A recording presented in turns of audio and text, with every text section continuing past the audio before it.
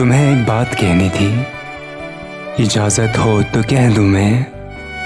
ये भीगा भीगा सा मौसम, ये तितली फूल और शबनम, चमकते चांद की बातें, ये बूंदें और बरसातें, ये काली रात का आंचल, हवा में नाचते बादल, धड़कते मौसमों का दिल, महकती खुशबुओं का दिल, ये सब जितने नज़ारे हैं, कहो किसके इशारे हैं। सभी बातें सुनी तुमने, फिर आंखें फेर ली तुमने।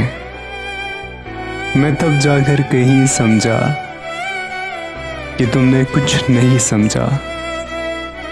मैं किस्सा मुख्तसर करके, जरा नीची नजर करके, ये कहता हूँ अभी तुमसे, मोहब्बत हो गई तुमसे।